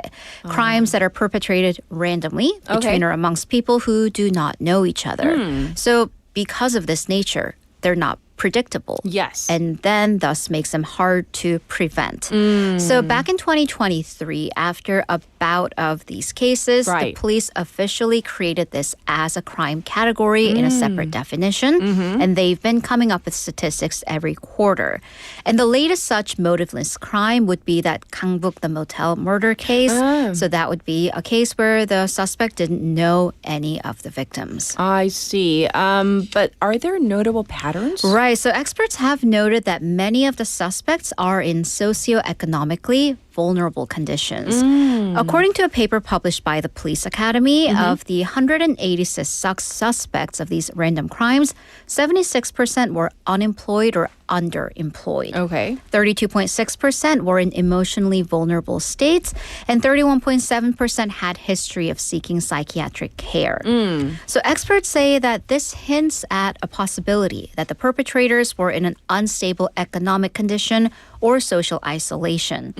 So one professor of police studies said that then the primary task is to get the causes of such crimes done on government levels. And they also point to cases from Japan where they did note similar patterns of social isolation and links to crime, but that they saw numbers go down considerably after job programs provided to those in the social isolation state. Wow. Very telling, though, all these patterns. Thank you for covering this. We're now going to turn to a different story altogether. We're seeing more of fathers, dads participating in childcare, even becoming the primary caregiver. But the thing is this, is Korean society or infrastructure ready for this? Doesn't really seem so, right? And I love seeing this, dads being the primary caregiver. Right. Also, that points to kind of a social economic support. They were able to get childcare leave. Yes. But let's look at one factor that could be telling. Changing tables. Oh, yeah. And I'm talking diaper changing tables. 기저귀 교환대. You and I have, I'm assuming, never been to the men's bathroom. No. Once by accident, but no, not on a regular exactly. basis. Well, I've always walked in oops, sorry. Yes. But I do want to ask dads or males, have you ever do you know what a changing table looks like in a bathroom? And I'm not dissing your participation in childcare, because have you ever seen one? Are there them in bathrooms? I remember when our kids were real little, and I'd be like, oh, number 2 needs a diaper change, and he'd be like looking at me like what do you want me to do? Yeah, because there was no changing table. Exactly. It's do you not know that in men's bathrooms these are not a thing? Yeah. So that's the whole point. First, more dad. Good news. More dads are involved in childcare, even being primary caregivers. Because according to data from the Employment and Labor Ministry, this is from last October, data compiled from January to September, 1 in 3 people who are on parental leave were men. Oh. And this is a 37% increase from the same period from the previous year. Okay. So assuming then these dads who are on childcare leave are primary caregivers, so when they take their kids out, it's going to be the dad and the child.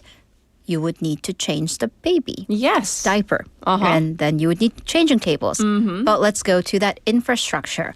According to information, this is only based on Seoul City's public bathrooms. Yes. Of the 4,451 public bathrooms, only 671 of them had changing tables. That's 15%. That's for men. Although I do have to say, statistics not great for women, because that was just at 27%. And that was my big question when I first came. I'm like, where are the changing tables? Where do you expect me to change my baby? Right, because then you have the whole online debate of oh my God, I saw this parent change their baby on the booth. Yeah. But I'm but okay, yeah, that's not great. It doesn't thrill me, but systematically, did they have changing tables in in the bathroom. Exactly. Anyhow, what does the law say on this? The law says otherwise because under the law in public bathrooms, both men and women's bathrooms must have at least one changing table, and that is across other facilities and spaces too. Oh. So a Seoul City survey on gender equal spaces, though, 95% said they've experienced facilities with gender discrimination. For example, not just the changing tables, but childcare related facilities being female only. So like nursing rooms. So Yeah. yes, nursing includes breastfeeding, but Right. also bottle feeding too. Right. And that usually has changing tables. So it's like, what about the dads? Yeah, what about the dads? Because they can be holding that bottle as they should be feeding their babies. So I anyhow, agree. is change coming? Yes, it is Okay. happening. The Gender Equality and Family Ministry last June, they added a category of gender impact assessment for local government's public bathrooms. Sure. Checking if they have kids' toilets. That's also important. Yes. And changing tables installed in both genders' bathrooms. Right. However, it is a recommendation. I know. And experts point out that this discrepancy is basically society sending out a message, giving like Yeah. a free pass to dads like, oh, well, you don't need to, be involved in that aspect of childcare because physically there are no facilities that let you. So then moms, when they're out, they're forced to be the designated diaper changer. Yes. And trust me, as someone who's changed diapers, it ain't pleasant. So they therefore called for fast changes within such infrastructure. Her sister. Yeah. Nephew, sister, babysitter. Yes. Yeah. All right. Well, thank you for going over this. This is probably something that's not really talked about a lot. I think it's really important. Right. So, okay. Well, for a final story, we're going to talk about our walks, our gaits, our struts, our however. Are you a robot? Sorry. Feeling like a Friday, but it's only What Thursday. does Okay. that say about a I don't person? know. Well, Catherine is a machine. robot. So, Okay. Well, because overall, experts say that 55% of our communication is body language. Very small percent is verbal. Yes. And apparently, how you walk conveys how you feel. I agree, though. Right. And there's actually research on it. So I present to you this study published in Royal Society Open Science. Okay. Here, scientists ask volunteers to look at how people are walking in video clips with their faces blurred out or not there. Okay. And try to guess people's emotions. And they found that bigger swings portrayed more aggression, while smaller swings implied fear and sadness. Aw. So, how do they conduct the study? Right. So actors were asked to think about life events that provoked various emotions, anger, happiness, fear, or sadness, and then walk while thinking about it. Sure. Volunteers then watched videos and declared and tried to guess, like, I think that person by their walk is angry, sad, afraid, which angry, yes, because I guess stomping would be involved, but then like even difference between fear and sadness. So they were able to pretty accurately guess that. Okay. So the leading author of the study said walking is one of the most familiar and well-practiced whole body movement for humans. Sure. And because of this, the changes in our emotional state naturally appears in our gait. Yes. But there may be more to this. Because then you want to look at why is this relevant? Right. Like, how will this be used? Well, then it could help identify vulnerable people or threatening people via CCTV. So Okay. safety, social safety, or even wearable devices that can monitor people's mental state judging by their gait.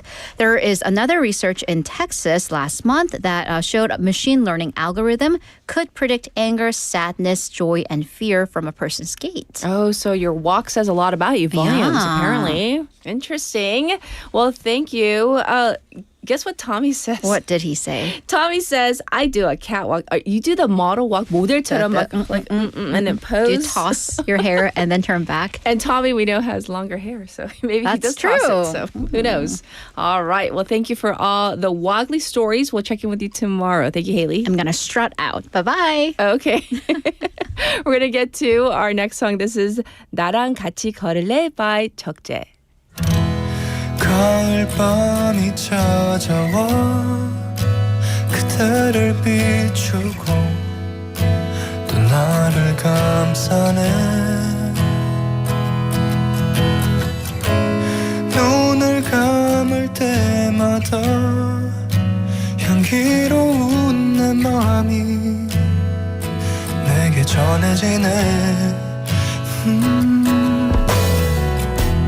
너는 무슨 생각해 나란히 누워서 저 별을 바라볼 때면 나와 같은 마음인진 몰라도 너와 함께 있는 이 순간이 난 소중해 나랑 같이 걸을래 혹시 내일은 뭐해 네가 부담되지 않는 날에 산책이라도 할래 그냥 날이 좋길래 너와 걷고 싶어져서 내일 많이 바쁘지 않으면 혹시 나랑 같이 걸을래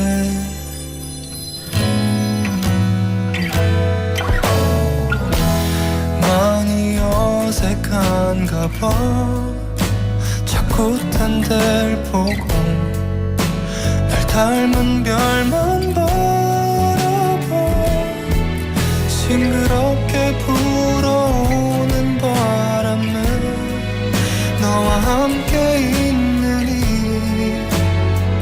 순간이 난 소중해 나랑 같이 걸을래 혹시 내일은 뭐해 네가 부담되지 않는 날에 산책이라도 할래 그냥 날이 좋길래 너와 걷고 싶어져서 내일 많이 바쁘지 않으면 혹시 나랑 같이 걸을래 힘들어 보일 땐 내가 더 아파오고 속상한 맘만 커져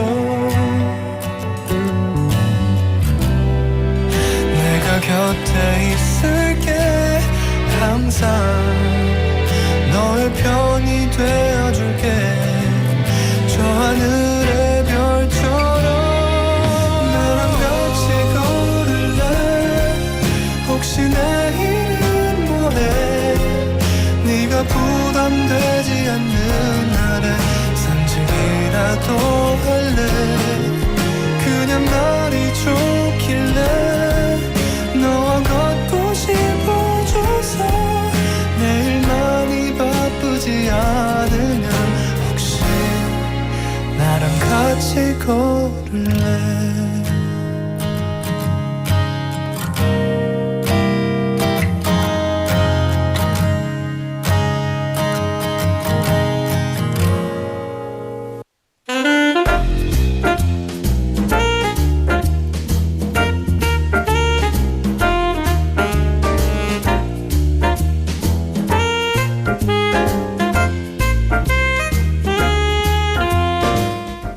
It's time for cultural interlude. We have Michael Kang in the studio. Good morning. Good morning. Every time you wear like black like that, you look like so artiste.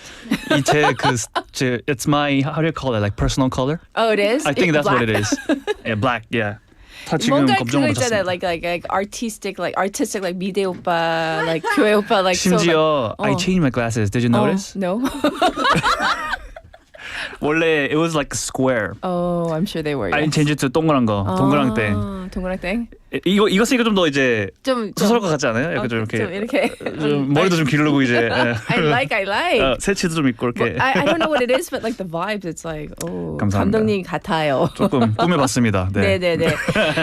Before we jump into our topic, yeah. I want to ask you about the way you walk. That's our text topic today. The way I walk. Do you walk fast? Do you walk slow? Do you take your time? Or like, do you like swag? You have some swag. Do you swagger? What do you do? In my 20s, yes, I used to walk really fast. Like I walk like a person who has the sense of objective. Like, like I'm urgency. on a mission. Yes. 엄청 축지법 쓰듯이 바바바바바 이런 느낌으로. And now? Now, I think it's getting slower. I mean, it's still fast compared to, I think, other pedestrians. But on the slightly street. slower. Only because I'm getting old. You're getting 그냥 old. 근육들이 느껴지기 시작했어요. 어머 왜 이러세요? 아 진짜. But so recently I started exercising. Oh, you did? 네, 제가 최근에 헬스장을 끊었어요. 근데 다니세요? 끊는 건 좋은데. You know, like people like always like they sign up and they don't 그러니까 go. so like I'm taking this personal training course. 오. So I have to go because it's a lot of money. 그치, You know what I mean? PT는 가야 되죠. 네. 그래서 가게 되니까 좋아요. good 추천합니다. for you. Okay. 여러분 운동하세요. 운동하셔야 네. 돼요. It's only been my third day, by the way. 무슨 3개월 3년 한 사람처럼 얘기하는.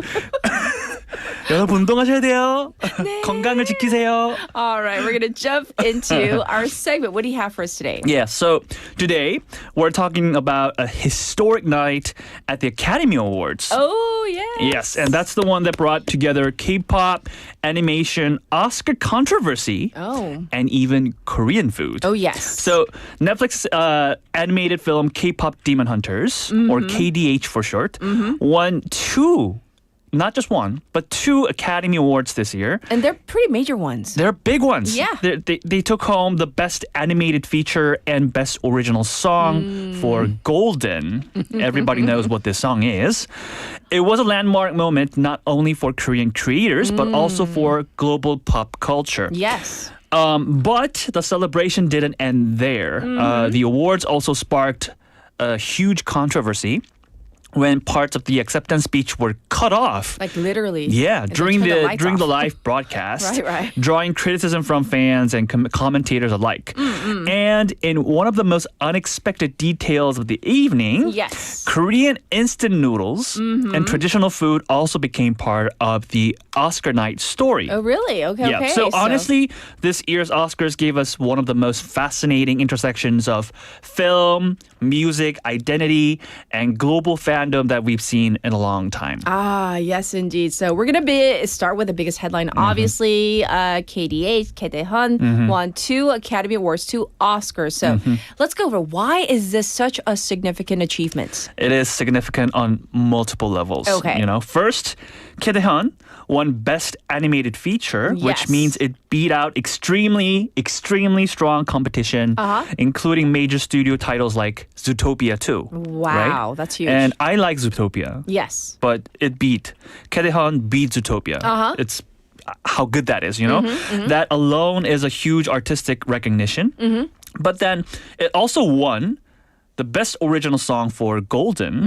And that's where the moment became truly historic. Right. So this was the first time a K-pop song won in that category at the Academy Awards. This is the very first time. 최초예요. 역사상 최초.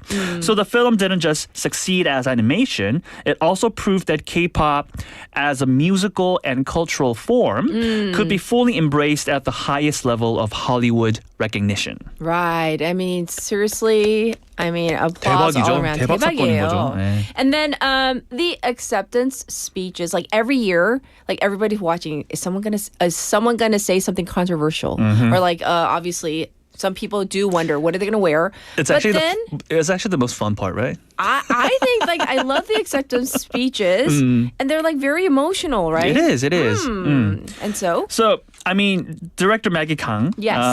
delivered one of the most moving speeches of Yes. the night. So she said it had taken far too long for a film like this, which is one centered on characters who looked like her, Yes. you know, to exist, you know. So, and she expressed hope that the next generation wouldn't have to wait as long. So that kind of statement made the win feel larger than a trophy. It framed the film as a moment of representation, a cultural milestone, and a message to younger creators. Yes. So her co-director, Chris Alpelhans, also emphasized that music and storytelling connect people across cultures and borders. Yes. And that's really the spirit of this project. So Taedaehan may be animated fantasy, Right. but it's also a story about identity, performance, belonging, and cultural pride. That is so true. So well said. Okay, so now let's talk about, I know we have played it so many times and talked about it, and now We're going almost, up. okay. 다시 한 번만 다시 해주실래요?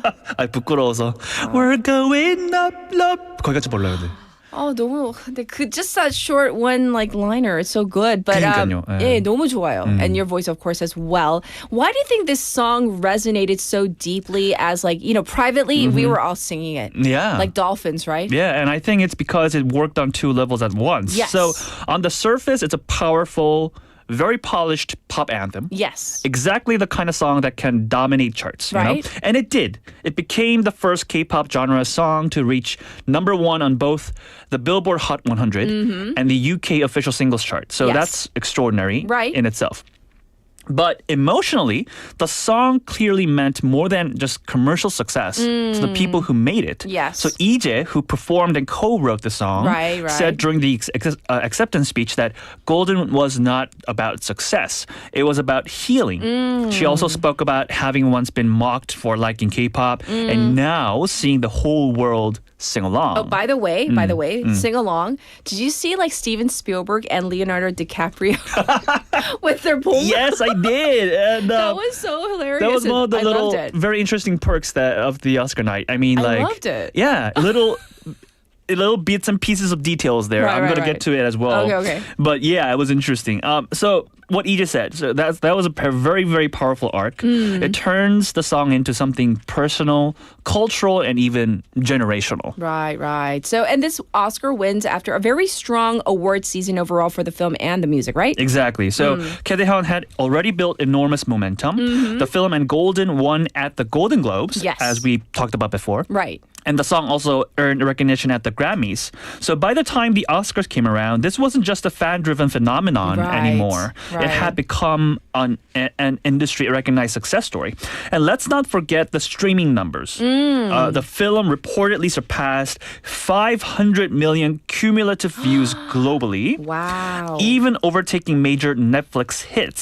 So that means it wasn't just critically acclaimed. It was a genuine mass cultural event. Right. And then so in terms of, all of this, like accolades and we're praising, we're in a really good mood. And then, the acceptance speech for that very song, Golden. This is where like everybody was kind of like, what? Do they have to do that? It was where the tone of the night changed completely. Yeah. So EJ began speaking and gave an emotional, heartfelt acceptance speech. Yes. But when the microphone was passed to another songwriter, the wrap-up music began almost immediately. Right. Other winners on stage tried to continue, and one even pulling out a prepared note, right? It was seen on TV.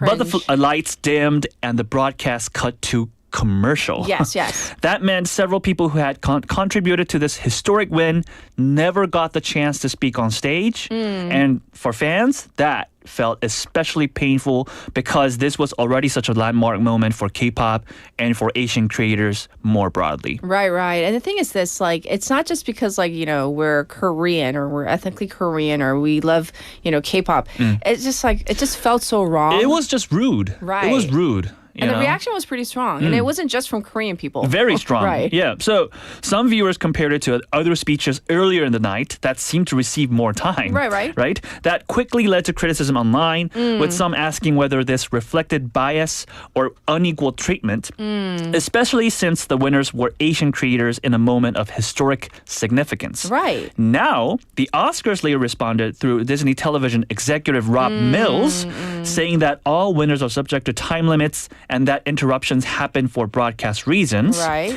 He also acknowledged that cutting off speeches, especially those once-in-a-lifetime speeches, is difficult, and said the Academy is considering better solutions, such as designating a lead speaker or giving more structured space backstage or on social media. Right. So, I mean, if they had done that ahead of time, but it happens like every year.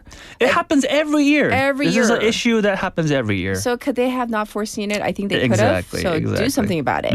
Anyhow, I feel like still it was kind of like ruined for especially, EJ got her moment, but not the other creators as well. So that was kind of unfortunate. So what happened like after the broadcast? Did the winners get a chance to say what they wanted to say? Yeah. So backstage, they continued speaking to the press. So Ije said she wanted to thank fellow performers Audrey Nuna and Ray Ami, but didn't get the chance. Okay. Songwriter Mark Zonenblick also shared an especially meaningful point about the lyrics. He explained that the line was written as "we're going up, up, up," rather than "I'm going up, up, up. And that this collective spirit was part of why they were standing there together that night. Right. So, I mean, it's so, I'm glad they were able to say on any platform that they were able to get their feelings out. And then the Korean food, let's get to that real quick. Yes, yeah. So honestly, that may be the most delightful part of all this, including the one that you just mentioned about, director Spielberg and Leonardo DiCaprio holding the sticks, right? Yeah. After the ceremony, photos surfaced on. So there were photos of co-director Chris Applehands eating 매운 라면. Oh yeah, the 매운 라면. The 매운 yes. ramen, straight from the package with chopsticks in the audience. So he was literally sitting on the red chair. Love it. With the chopsticks. Uh-huh. Yeah. Then Maggie Kang posted her own photo, calling it the perfect Oscar snack. It was hilarious. Yes. And very casual and incredibly human. So suddenly K-food became part of the Oscar conversations too. Then EJ posted photos of a very modest after-party meal featuring Korean soup and rice. So basically a comforting Korean meal shared with collaborators and friends. Oh, so good. Yeah, the story expanded beyond awards. It became a celebration of Korean culture in a broader sense. Music, animation, language, and food, and shared joy. I love it. We have actually run out of time, but I love that, some winners, they went for their 들어갔다 나왔다 burger.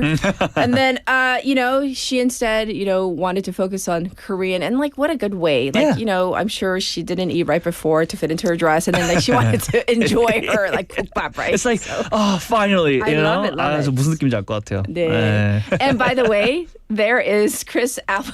There it is. With his, that is so hilarious. On our video, we're showing the photo of Chris Applehands eating the 매운 ramen with the chopstick. Amazing. That is so amazing. And he's holding it right too. Yes. 정말 딱 You can 정석으로 tell 들고 있어요. that wasn't just this is the first time I've used 연출이 아니에요. chopsticks. 네, 이거는 네, 네. 진짜예요. 찐이에요, 찐. 찐이에요, 찐. All right. Well, we are going to wrap it up. And, normally we would play Golden, but since it's been overplayed. Yes. You, I hear, have... told us that your personal color is black. Yes. So we're playing this for you, dedicated to you, 감독님. Black by G-Dragon. 감사합니다. 영광입니다. And we'll check in with you next week. Bye. Thank you. All right, everybody, enjoy this song, Black by G-Dragon, and join us tomorrow. Bye, everybody.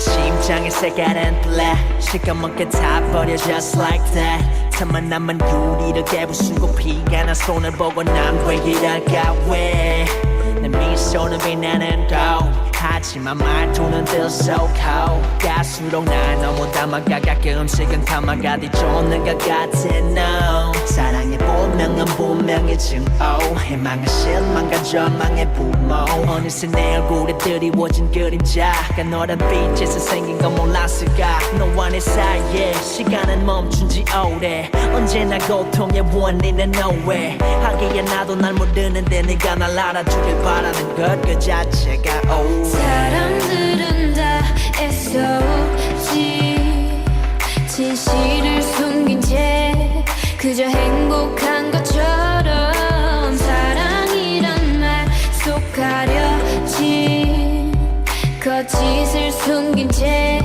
마치 영원할 것처럼 우울한 내 세상의 색깔은 black 처음과 끝은 변해 흙과 배 사람이란 간사에 가끔 못된 망상에 들어 정말 난 왜 이럴까 왜 그 입술은 새빨간 red 거짓말처럼 새빨갛게 갈수록 둘만의 연어가 서로 가진 컬러가 많은 것 같아 yeah. 사랑의 본명은 분명히 증오 희망은 실망과 절망의 부모 어느새 내 얼굴에 드리워진 그림자가 너란 빛에서 생긴 건 몰랐을까 너를 만나고 남은 건 끝없는 고뇌 너마다 시련과 시험의 연속 도개 이젠 이별의 노래해 내게 고해